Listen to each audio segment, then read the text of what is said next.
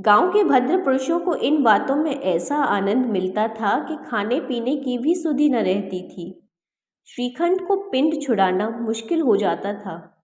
ये 2-3 घंटे आनंदी ने बड़े कष्ट से काटे। किसी तरह भोजन का समय आया, पंचायत उठी, एकांत हुआ तो लाल बिहारी ने कहा, भैया आप जरा भाभी को समझा दीजिएगा कि मुंह संभाल कर बातचीत किया करें, नहीं तो एक दिन अनर्थ हो जाएगा। बैनी माधव सिंह ने बेटे की ओर से साक्षी दी। हाँ, बहू बेटियों का यह स्वभाव अच्छा नहीं कि मर्दों के मुंह लगे। लाल बिहारी, वह बड़े घर की बेटी है तो क्या हम भी कोई कुर्मी का हार नहीं है? श्रीखंड ने चिंतित स्वर में पूछा, आखिर बात क्या हुई? लाल बिहारी ने कहा, कुछ भी नहीं, यूँ तो आप उलझ पड़ी। मैके के सामने हम लोगों को कुछ समझती ही नहीं। श्रीखंड खा पीकर आनंदी के पास गए। वह भरी बैठी थी। यह हजरत भी कुछ तीखे थे।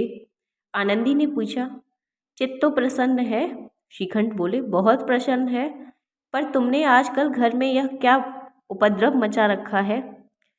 आनंदी की त्योरियों पर बल पड़ गए। झुंझुलाहट के मारे बदन में ज्वाला सी दहक उठी। बोली, जिसने तुमसे यह आग लगाई है उसे पाऊं मुंह झुलसा दूं। श्रीखंड, इतनी गर्म क्यों होती हो? बात तो कहो। आनंदी, क्या कहूँ? यह मेरे भाग्य का फेर है, नहीं तो गंवार छोकरा जिसको चपरासी गिरी करने का सहूर नहीं, मुझे खड़ाऊ मारे और यूं ना करता। श्रीखंड, सब हाल साफ साफ कहो तो मालूम हो, मुझे तो कुछ पता नहीं। आनंदी, परसों तुम्हारे लाडले भाई ने मुझसे मांस पकाने को कहा। ये हांडी में पाव भर से अधिक न था। वह सब मैंने मांस में डाल दिया। जब खाने बैठा तो कहने लगा, दाल में घी क्यों नहीं? बस इसी पर मैके को बुरा भला कहने लगा। मुझसे न रहा गया। मैंने कहा कि वहाँ इतना घी तो नाई का हार खा जाते हैं और किसी को जान भी नहीं पड़ता। बस इतनी सी बात पर इस अन्यायी ने मुझ पर खड़ाऊ फेंक मारी। यदि हाथ से न रोक लूँ तो सिर फट जाए। उसी से पूछो, मैंने जो कुछ कहा वह सच है या झूठ? श्रीखंड की आंखें लाल हो गईं। बोले, यहाँ तक तो हो गया, इस छोकरे का इतना साहस? श्रीखंड बड़े धैर्यवान और शांत पुरुष थे। उन्हें कदाचित ही कभी क्रोध आता था। स्त्रियों के आंसू पुरुष की क्रोधाग्नि को भड़काने में तेल का काम देते हैं। रात भर करवटें बदलते रहे। प्रातःकाल अपने बाप के पास जाकर बोले, दादा अब इस घर में मेरा निर्वाह न होगा। इस प्रकार की विद्रोहपूर्ण बातें कहने पर श्रीखंड ने कितनी बार अपने कई मित्रों को आड़े हाथों लिया था, परंतु दुर्भाग्य, आज उन्हें स्वयं वे ही बातें अपने मुंह से कहनी पड़ी। दूसरों को उपदेश देना भी कितना सहज है। बैनी माधव सिंह घबरा उठे और बोले, क्यों क्यों? श्रीखंड, इसीलिए कि मुझे अपनी मान प्रतिष्ठा का कुछ विचार है। आपके घर में अब अन्याय और हठ का प्रकोप हो रहा है। जिनको बड़ों का आदर सम्मान करना चाहिए वे उनको सिर चढ़ाते हैं और मैं दूसरे का नौकर ठहरा घर पर रहता नहीं। यहाँ मेरे पीछे स्त्रियों पर खड़ाऊ और जूतों की बौछार होती है। कड़ी बात तक की चिंता नहीं, कोई एक की दो कह ले, वहाँ तक मैं सह सकता हूँ, किंतु यह कदापि नहीं हो सकता कि मेरे ऊपर लात घूंसे पड़े और मैं दम न मारूं। बैनी माधव सिंह कुछ दबाव न दे सके। श्रीखंड सदैव उनका आदर करते थे। उनके ऐसे तेवर देखकर एक बूढ़ा ठाकुर अबाक रह गया। केवल इतना ही बोला, बेटा तुम बुद्धिमान होकर ऐसी बातें करते हो। स्त्रियां इस तरह घर का नाश कर देती हैं, उनको बहुत सिर चढ़ाना अच्छा नहीं। श्रीखंड, इतना तो मैं जानता हूँ, आपके आशीर्वाद से ऐसा मूर्ख नहीं हूँ, पर आप स्वयं जानते हैं कि मेरे ही समझाने बुझाने से इसी गांव में कई घर संभल गए।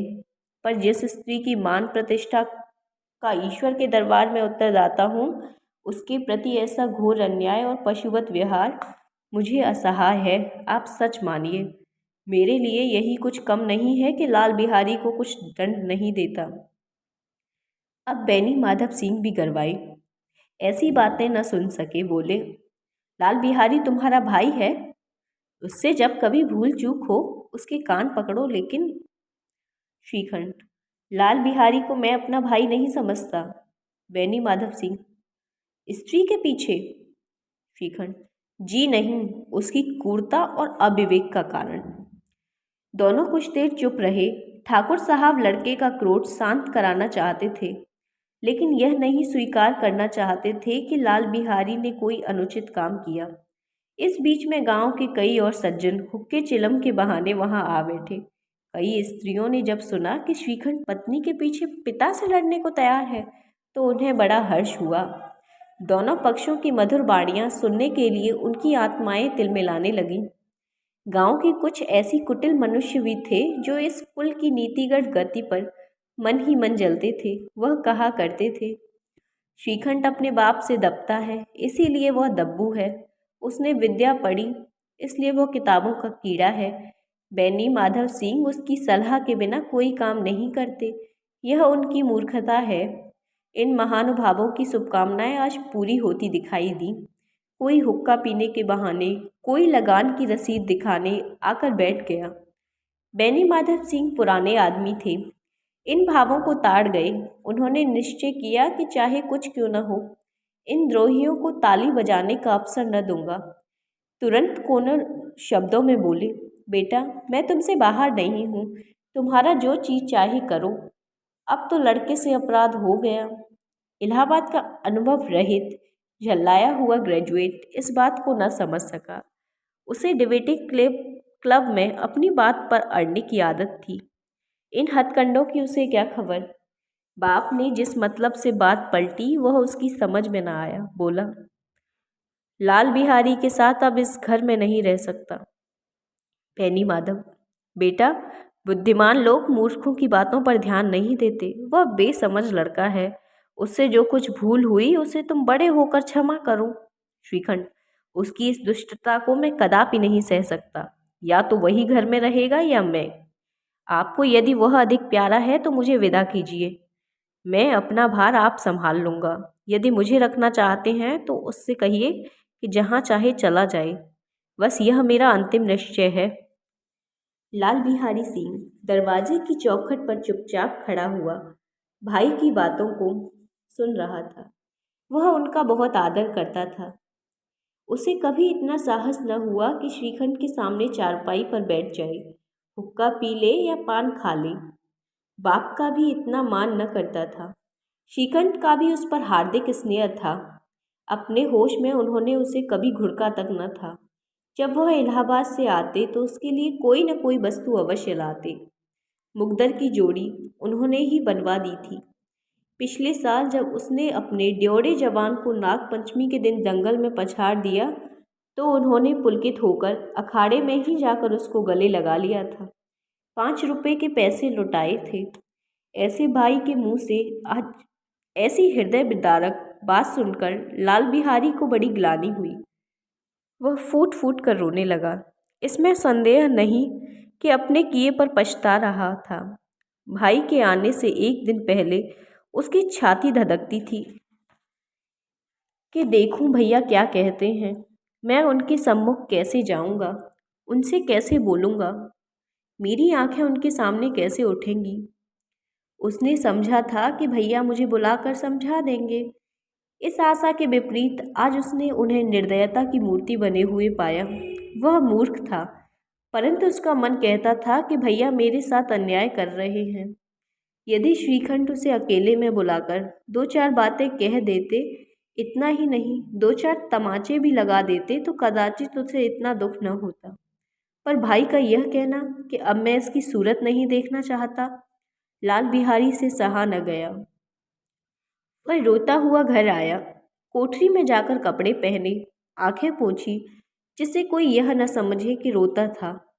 तब आनंदी के द्वार पर आकर बोला, भाभी, भैया ने निश्चय किया है कि वह मेरे साथ इस घर में न रहेंगे। वह अब मेरा मुंह नहीं देखना चाहते हैं, इसीलिए अब मैं जाता हूँ। उन्हें फिर मुंह न दिखाऊंगा। मुझसे जो कुछ अपराध हुआ क्षमा करना। यह कहते कहते लाल बिहारी का गला भर गया। जिस समय लाल बिहारी सिंह सिर झुकाए आनंदी के द्वार पर खड़ा था, उसी समय श्रीखंड सिंह आंखें लाल किए बाहर से आए। भाई को खड़ा देखा तो घृणा से आंखें फेर ली और कतरा कर निकल लिए, मानो उसकी परछाई से दूर भागते हों। आनंदी ने लाल बिहारी की शिकायत तो की थी, लेकिन अब मन में पछता रही थी। वह स्वभाव से ही दयावती थी। उसे इसका तनिक भी ध्यान न था कि बात इतनी बढ़ जाएगी। वह अपने मन में अपने पति पर झुंझला रही थी कि इतने गर्म क्यों होते हैं। उस पर यह भय भी लगा हुआ था कि कहीं मुझसे इलाहाबाद चलने को न कहें तो कैसे क्या करूँगी। इस बीच में जब उसने लाल बिहारी को दरवाजे पर खड़े यह कहते सुना कि अब मैं जाता हूँ, मुझसे जो कुछ अपराध हुआ क्षमा करना, तो उसका रहा सहा क्रोध भी पानी हो गया। वह रोने लगी। मल का मैल धोने के लिए नयन जल से उपयुक्त कोई वस्तु नहीं है। श्रीखंड को देखकर आनंदी ने कहा, लाला बाहर खड़े बहुत रो रहे हैं श्रीखंड, तो मैं क्या करूं? आनंदी, भीतर बुला लो, मेरी जीभ में आग लगे मैंने कहा से ये झगड़ा उठाया। श्रीखंड, मैं न बुलाऊंगा। आनंदी, पछताओगे, उन्हें बहुत गिलानी हो रही है, ऐसा न हो कहीं चल दें। श्रीखंड न उठे। इतने में लाल बिहारी ने फिर कहा, भाभी, भैया से मेरा प्रणाम कह दो। वह मेरा मुख नहीं देखना चाहते, इसलिए मैं अपना मुख उन्हें न दिखाऊंगा। लाल बिहारी इतना कहकर लौट पड़ा, शीघ्रता से दरवाजे की ओर बढ़ा। अंत में आनंदी कमरे से निकली और हाथ पकड़ लिया। लाल बिहारी ने पीछे फिरकर देखा और आंखों में आंसू भरे बोला, मुझे जाने दो। आनंदी, कहाँ जाते हो? लाल बिहारी, जहाँ कोई मेरा मुंह न देखे। आनंदी, मैं न जाने दूंगी। लाल बिहारी, मैं तुम लोगों के साथ रहने योग्य नहीं हूँ। आनंदी, तुम्हें मेरी सौगंध, अब एक पग भी आगे न बढ़ना। लाल बिहारी, जब तक मुझे यह मालूम न हो जाए कि भैया का मन मेरी तरफ से साफ हो गया, तब तक मैं इस घर में कदापि न रहूँगा। आनंदी, मैं ईश्वर को साक्षी देकर कहती हूँ कि तुम्हारी ओर से मेरे मन में तनिक भी मैल नहीं है। अब श्रीखंड का भी हृदय पिघला। उन्होंने बाहर आकर लाल बिहारी को गले लगा लिया। दोनों भाई खूब फूट फूट कर रोए। लाल बिहारी ने सिसकते हुए कहा, भैया, अब कभी मत कहना कि तुम्हारा मुंह न देखूंगा। इसके सिवा आप जो दंड देंगे मैं सहर्ष से स्वीकार करूंगा। श्रीखंड ने कांपते हुए स्वर से कहा, लल्लू, इन बातों को बिल्कुल भूल जाओ। ईश्वर चाहेगा तो ऐसा अवसर फिर ना आवेगा। बेनी माधव सिंह बाहर से आ रहे थे। दोनों भाइयों को गले मिलते देखकर आनंद से पुलकित हो गए। बोल उठे, बड़े घर की बेटियां ऐसी ही होती हैं, बिगड़ता हुआ काम बना लेती हैं। गांव में जिसने वृतांत सुना उसी ने इन शब्दों में आनंदी की उदारता को सराहाया। बड़े घर की बेटियां ऐसी ही होती हैं, बड़े घर की बेटियां ऐसी ही होती हैं।